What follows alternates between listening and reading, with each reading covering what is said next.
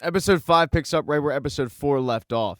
Davy can't believe that she was fooled by this woman. I mean, after all, she just started to like her. But the flirtation between Ben and Anissa is off the charts. And now Davy's reading into every little thing from the night that they got tattoos. She's stressing hard, so she goes to visit with Dr. Ryan. She vents to Dr. Ryan about the fact that Anissa is flirting with Ben when she dated Ben. And Dr. Ryan poses the question, well, does Anissa know that you dated Ben? And Davy says no, but she should be able to sense it. Because of the flirtation, Davy realizes she should have picked Ben in the first place. Dr. Ryan tells her that when she feels a surge of anger coming up, stop, take a deep breath, and listen to some soothing music or something that comforts her. And for Davy, she knows just what that's going to be. It's going to be the voicemail from her dad. When she goes to school the next day, she's sitting in the lunchroom by herself when all of a sudden Anissa comes up. That bitch. She totally catches Davy off guard, but then Fabiola joins them, and Fabiola has an issue. Fabiola's mom has been completely accepting, a little too accepting, and Fabiola has yet to introduce her mom to Eve. She's scared of how an interaction between the two would go. The guidance counselor comes up, though, and interrupts them and asks to speak to Davy alone. Davy completely just started skipping PE because she thought she was moving to India, but now that she's not, she's currently got an F in PE, which is extremely tough to do. I want to point out I was an A student. Davy figures this can all be solved with an essay, but the guidance counselor says no. You need to form a team for my 24-hour charity marathon. And that is the last thing that Davy wants to do, but luckily, she has her crew. This conversation wasn't COVID protocol. It took place less than 6 feet away. So both Anissa and Fabiola heard the whole thing, and they're ready to join. They start going over possibilities for who else could join the team. Eleanor's out. She's busy. Fabiola says Eve is a lock, and she can probably get some of her robotic friends, like Eric and his new girlfriend, his human female girlfriend. Anissa then asks, what about Ben? We had fun with him the other night. And instead of saying, I used to date him, Davy just says, yeah, that was fun. Walks off and listens to her dad's voicemail to calm her down. Later that day, she continues to tutor Paxton. He's got a big science test coming up. They start reading the cards, and he gets one of them right and gives her a giant hug, which she ends up smelling him. It's kind of weird, but they shake it off. He asks if they can take a break, but he's got 99 more factoids to learn. But as Davy is trying to get through to Paxton that not everything comes easy, in walks Anissa and Ben, chumming it up. Both Ben and Anissa have volunteered to set up the 24-hour relay. And Davy, out of pure jealousy, turns to Paxton and says, who even wants to go to that thing? And Paxton informs her just about everybody, because the 24-hour relay is known as the 69 outward three-way. Kiss your virginity card goodbye. Paxton tells her, I would totally go if we didn't have to study for this test. And that's when Davy informs him, I'm actually not going to be able to study with you this weekend. I have to be in the relay.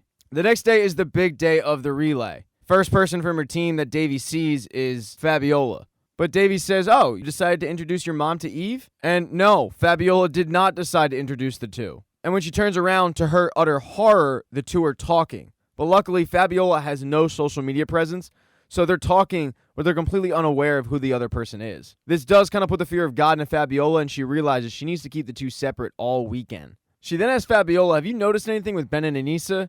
And Fabiola assures her, you don't have to worry about that. Anissa is way out of Ben's league. She's not going to stoop that low. This makes Davy feel way better, and she says to Fabiola, yeah, you're probably right. But Davy completely underestimated the hookup that happens at this 24-hour relay. Trent has set up a tent for people to have sex in. It's even got a sign-up sheet. And when she checks the sign-up list, Ben Gross has a prime time spot locked in for 9 p.m. Davy is completely stressed out, but she has to get ready to actually run. And as she's at the starting line, she sees that the flirtation hasn't stopped between Ben and Anissa. She's the first runner, and she's decided that she has to run the quickest mile of her life so that she can get back before anything else happens between these two. But Davy isn't athletic and is completely out of shape. She is sucking wind, to the point where Ben actually feels bad for her. She starts complaining about how her whole body hurts, but Ben points out, no, you have a cramp. Ben gives her some tips on how to stretch it out, and those tips work. Davy ends up asking him, though, why are you being so nice to me? And Ben tells her, well, this is a charity event, and you are a charity case after all. It seems like this is the way they used to kind of talk to each other. But then Anissa walks over, interrupts the two, and Ben turns to Anissa and says, let's go play cornhole. When they leave and they're sharing chapstick, that's like the final straw for Davy, and she goes into full cock-block mode. But as she's trying to devise a plan, she gets interrupted by Paxton. She's very surprised to see him because he's supposed to be at home studying, but he just got flat out bored. Studying is way easier with Davy because of the way that she teaches it, so he felt like, okay, I'll just go to the rally and we can study during a break. He also guilt trips her by saying, you still kind of owe me and you're going to feel real bad if I don't get into college. Davy assures Paxton that she will help him study, but she just has something to do real quick, and that something to do is cock-blocking the hell out of Aneesa and Ben. With 12 minutes to go before Ben's 9 o'clock reservation in Trent's tent, Davy is flying high because Aneesa and Ben are struggling. They've run so much that they're so damn sore. But Davy spent all day cock-blocking that she completely forgot about Paxton and studying. She walks right by Paxton to go take a victory lap in the relay. But as Davy is circling the loop, she can't believe her eyes. She sees Aneesa and Ben heading to Trent's tent. She starts hauling ass to get this loop done so that she can once again go back to cock-blocking. And she goes so far as to cheat going through the woods. Davy crossed the finish line in enough time to see Ben and Aneesa heading into the tent, and it completely ruins Davy's mood. On top of it, she can't find her phone, which means she can't find her voicemails from her dad to calm her down. She's frantically looking for her phone and asking everybody, but no one knows where it is. And as she's looking for the phone, a girl from the cross-country team comes up to her and asks her to join the team because she thinks she's Aneesa. And Davy, being completely stressed out, yells at the girl, "No, you racist. I'm not Aneesa. I don't run fast. I'm not anorexic." But Zoe and Shira overheard that comment, and they're focusing on the fact that Davy just said Aneesa is anorexic. They asked Davy to confirm it, and she says, yeah, well, I don't know, probably. I've never seen her eat a damn thing. And then Davy runs off. And while Shira and Zoe should probably keep this to themselves, they're not going to. Davy ends up going over and sitting down on a couch, and to her surprise, Paxton is passed out there. With no study partner, he got trashed with Trent. Paxton tells Davy what happened, and then he kind of rests his head on her shoulder. When she wakes up the next morning, though, her made-up rumor has traveled to Aneesa, and Davy was completely unaware that that throwaway statement was actually true. Aneesa tells Davy that she doesn't know who found out, but it's not a rumor, it's accurate, and it's the whole reason why she needed to leave her prep school. Aneesa is crying her eyes out and can't figure out how anyone found this information out. And Davy is trying her best to console her, but Davy also feels extremely guilty. She feels even worse when Aneesa hands her cell phone because she found it. As Davy is trying her best to console Aneesa, Fabiola is trying her best to keep Eve and her mom away from each other.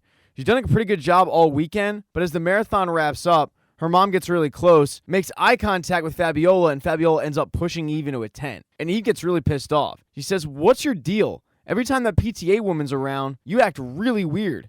And that's when Fabiola comes clean. That woman's not just a PTA person. That's my mother. Eve asks Fabiola, "Are you embarrassed of me?" And Fabiola says, "No, of course not. I'm embarrassed of her. I'm just really worried she's going to say something embarrassing to you." She demands that Fabiola suck it up and introduce them. So Fabiola does, and Fabiola's mom's great with Eve. Because Fabiola's mom's a part of the PTA, she brings up the dance. She asks Fabiola and Eve if they're going, but they don't really have any interest.